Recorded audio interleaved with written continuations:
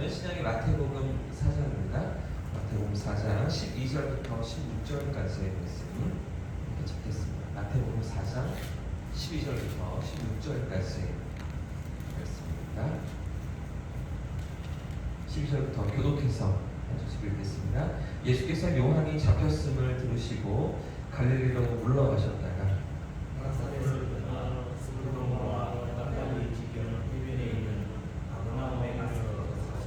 이는 선지자 이사야를 통하여 하신 말씀을 이루려 하심이라. 일러스되 스불론 땅과 나프탈리 땅과 유다 땅을 들은 헬변의 길과 이방의 갈릴리 흑암에 앉은 백성이 큰 빛을 보았고 사망의 땅과 그들의 앉은 자들에게 빛이 비춰도다 하였느니라.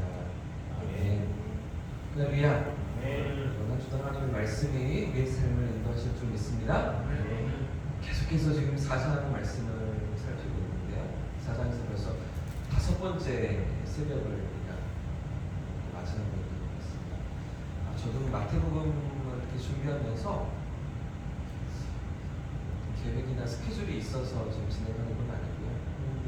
가는데 뭐 이렇게 말씀에 은혜를 주시는 대로 새벽마다 제가 설교를 준비하고 있는데 이렇게 더딜 줄은 몰랐습니다.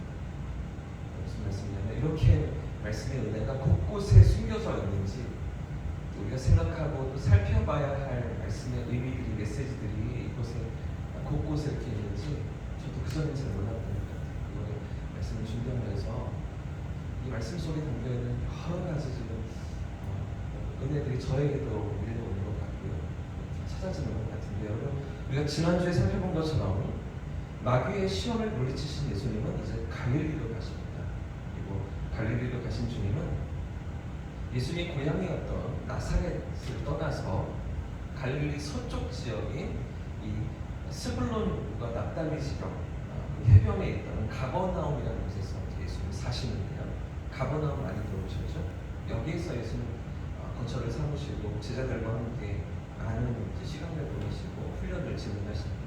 먼저 오늘 본문은 공생애를 시작하시는 예수님께서 가장 먼저 어디로 향하시는지를 보여주고 있는 부분입니다. 먼저 예수님은 세례 요한의 체포된 소식을 들으시고 갈릴리로 향하고 계시죠. 여러분 세례 요한이 체포당한 이유가 무엇 때문이었습니까? 그러니까 지난주에도 살펴봤던 것처럼 헤롯 대왕, 그러니까 헤롯 1세의 아들이었던 헤롯 안티파스잖아요. 헤롯 안디바의 잘못을 지적하고 회개를 외치면서 세례요한이 이제 붙들려서 감옥에 갇히게 되죠. 이 헤롯 안디바는 불법적인 결혼을 한 그런 상태였습니다. 자신의 이복 동생의 아내를 취하였던 이런 상황이었기 때문에 모든 백성들이 다 그 사실을 알고 있는데 누구도 말하지 못하는 거죠. 그 왕의 절대 권력 앞에서 두려워서 아무도 말하지 못하고 있었던 때에 이 세례요한이 그 죄를 지적하고 많은 사람들 앞에서 공개적으로 비판하면서 그런 상황들을 지금 헤롯 안디바가 지금 고발을 당하면서 붙들려서 옥에 갇히게 되는데요. 오늘 본문 12절을 보시면 그래서 예수님은 이 세례요한이 감옥에 갇혔다는 소식을 들으시고 갈릴리로 향하십니다. 그래서 언뜻 보면 세례요한의 체포 때문에 갈릴리로 향하시는 것처럼 보이기도 하죠. 하지만 이어지는 13절과 14절 말씀을 보시면 갈릴리로 가신 예수님의 진짜 이유가 무엇인지, 예수님의 근본적인 이유가 무엇인지가 분명히 나타나겠습니다. 오늘 4장, 마태복음 4장 13절, 14절 말씀 같이 한번 읽어보겠습니다. 시작! 나사렛을 떠나 스불론과 납달리 지경 해변에 있는 가버나움에 가서 사시니 이는 선지자 이사야를 통하여 하신 말씀을 이루려 하시리라. 일러스되 이렇게 얘기해주고 있죠. 여러분 지금 예수님의 이런 행보는 당시의 상황으로 볼 때 아주 이상한, 아주 의아한 그런 장면입니다. 왜냐하면 당시에 예수님은 한창 인기를 끌던 세례 요한에 의해서 이제 불과 성령으로 세례를 베푸실 것이라고 사람들에게 알려져 있었기 때문입니다. 그러니까 세례 요한도 대단한 선지자인데 나는 그의 신들매를 풀기도 감당치 못하겠다. 이렇게 말하면서 예수님을 더 칭송하고 더 이렇게 우러러보는 세례 요한이었기 때문에 예수님 뭔가 불과 성령으로 세례를 주셨나? 뭔가 대단한 일을 이루실 사람들을 기대하면서 예수님을 바라보았던 것이죠. 자, 그럼 이제 예수님이 본격적인 공생애를 시작하시는데 그 공생애를 어디서 시작하셔야 할까? 종교 1번지, 종교의 당시 중심지 예루살렘에서 모든 사역을 하셔야 하는 거잖아요. 사람들이 기대하기를, 유대인들이 기대하기를 이제 예수님께서 이 예루살렘에서 당시에 모든 예배가 드려지고 모든 종교자들, 지도자들이 있고 수천 년의 역사 가운데 하나님을 향한 예배가 이루어졌던 이 예루살렘에서 뭔가 사역들을 시작하실 거라고 기대하지 않았겠습니까? 근데 지금 예수님은 어디를 향하신다고요? 네, 갈릴리 땅으로 향하시는 거죠. 가버나움으로 향하시는 거죠. 당시에 사람들이 사실은 멸시하고 천대하던 땅이 갈릴리였어요. 가버나움이라는 동네는 알려지지도 않은, 사람들을 인정도 하지 않던, 무시받던 그런 동네라는 것이죠. 예수님 당시의 갈릴리 지역은 이미 북이스라엘이 멸망하고 700년 이상의 시간이 흐르는 상황이었습니다. 주전 722년에 북이스라엘이 멸망했기 때문에 그 뒤로 이 땅은 버려진 땅이었죠. 이 땅은 사실은 오랜 기간 동안 이방인들이 들어와서 차지해 살아가던 그런 상황이었습니다. 또 지리적으로 이 북쪽 갈릴리는 이 지중해 연안의 도시들과 또 중동 지역을 연결하는 길목의 도시가 있었기 때문에 자연스럽게 이방인들의 출입이 많았고요. 이방인들이 정착해 살아가던 그런 땅이 되어버렸던 것이죠. 자, 이런 이유로 지금 마태가 15절 말씀에 보시면 이사야 9장 말씀을 인용하고 있는데 이 갈릴리 땅을 가리켜서 어떤 갈릴리라고 말하고 있습니까? 이방의 갈릴리라고 말하고 있습니다. 이방의 갈릴리. 원래는 어떤 땅이었다고요? 북이스라엘 지역이요. 원래는 12지파가 땅을 분배받으면서 납달리 지파가 분배받은 땅이 이 북쪽 지역이었어요. 스불론 지파가, 단 지파가 분배받은 땅이 북쪽 지역이에요. 엄연히 이스라엘 땅입니다. 엄연히 언약의 땅입니다. 그런데도 불구하고 지금 선지자가, 이사야 선지자가 뭐라고 얘기하고 있다고요?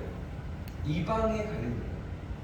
그러니까 이방인들이 들어와 살고 있는 그런 갈릴리라고 그렇게 말하고 있는 것이죠. 바빌론 포로 이후에는 바빌론으로 이제 남유다 백성들 다 포로로 끌려가잖아요. 그러다 70년에 돌아오면서 그러면서 남유다 이 예루살렘에는 그래도 1차, 2차 포로 기간, 3차 기간이 있었잖아요.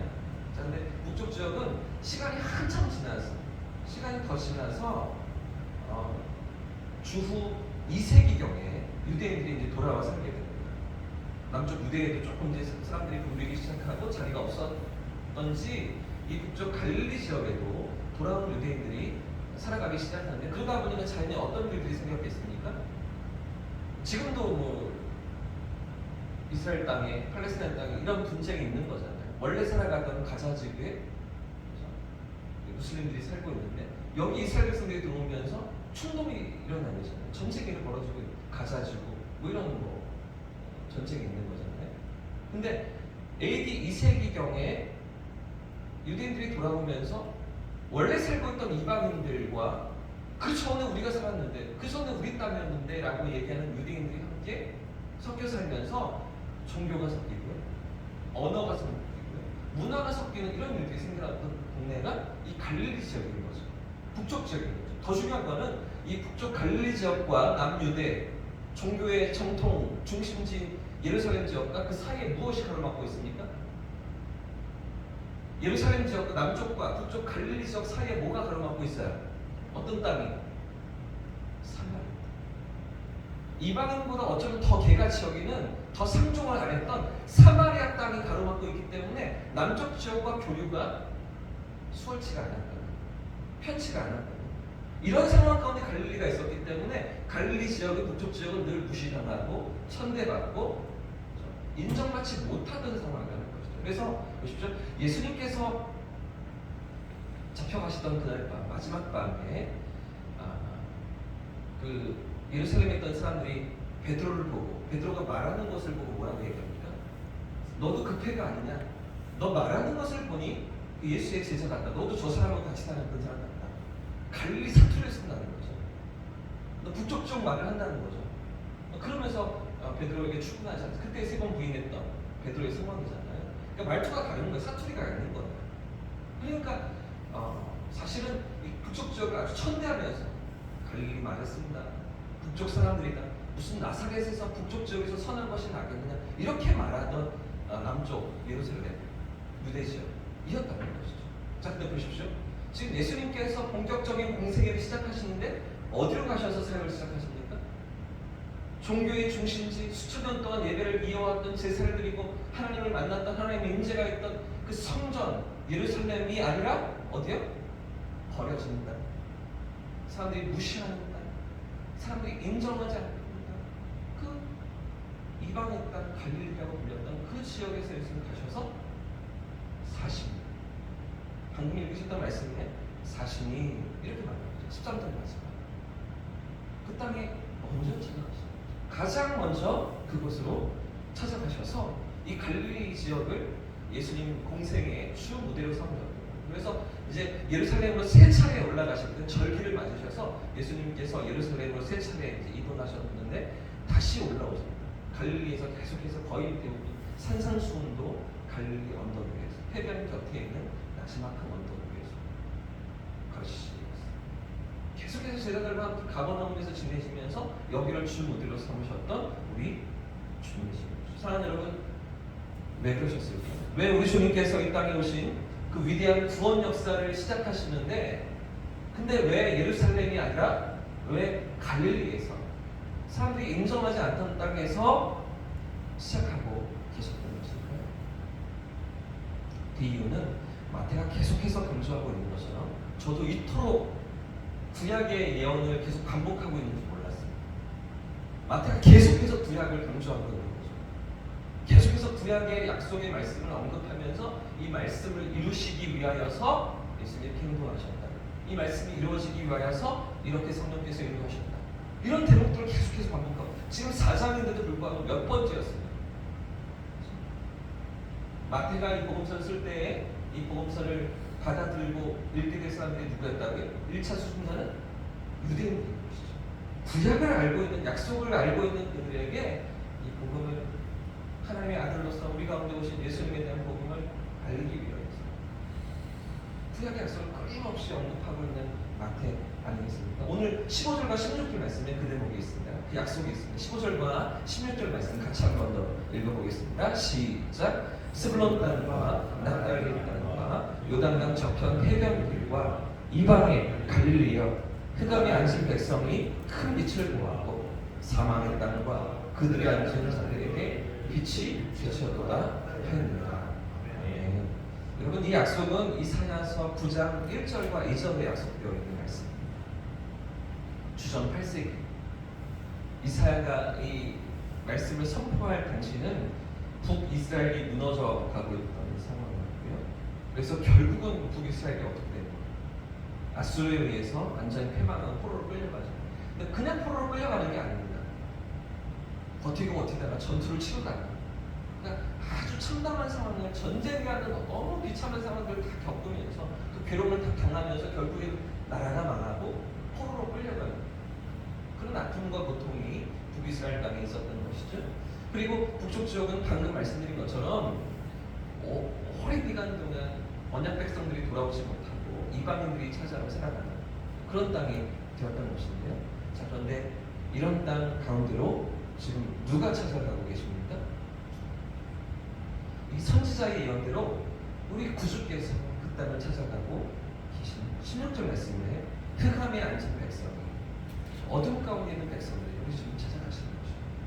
사망의 땅과 그들이 앉은 자들, 사망의 저주 아래 갇혀있는 그들을 위해서 우리 주님께서 찾아가고 계신 것이죠. 누구도 돌아보지 않습니다. 누구도 소망을 두지 않았던 땅입니다. 나사렛에서 무슨 선한 것이 나겠느냐 생각하던 그런 버려진 땅에 우리 주님 가장 먼저 찾아가시고 가장 먼저 발걸음을 향하시면서 그 땅에 멈추시고 그들 가운데 사셨던 것이죠. 사랑하는 여러분, 오늘 본문이, 오늘 마태가 계속해서 무엇을 말해주고 있습니까? 우리 구주께서 무시당하는, 천대받던 그 갈릴리 사람들과 같은 버려진 인생들을 위해서 이 땅에 오셨다는 것이죠. 예수님의 태어나심만 그런 것이 아니라 예수님의 공적인 생애 그것을 나타내고 있는 거죠. 그 메시지를 끊임없이 마태는 전달하고 있는 거죠. 흑암에 갇혀 있고 사망의 저주에 놓여 있는 인생들을 위해서 우리 구주께서 이 땅 가운데로 들어와 우리를 찾고 계시고 우리를 찾아와 주셨음을 마태는 계속해서 말하고 있는 것입니다. 화려하고 인정받으며 대단하고 많은 것들을 가진 그런 인생들을 위해서 오신 것이 아니라 가난하고 소외받으며 구석진 곳에 있는 그런 인생들을 위해서 우리 구주께서 오셨음을 성경은 우리에게 말해주고 있는 것입니다. 사랑하는 여러분, 구주님이 우리에게도 찾아와 주신 줄 믿습니다. 오늘도 우리 가운데 찾아오셔서 우리 가운데 함께 하시는 줄 믿습니다. 구주님의 사랑과 은혜 가운데 오늘 우리의 삶이 이번 한 주의 삶이 있는 줄 믿고 주님 앞에 깨어 살아가는 복된 한 주가 되시기를 예수님의 이름으로 축복합니다. 네. 찬양하고 기도하겠습니다.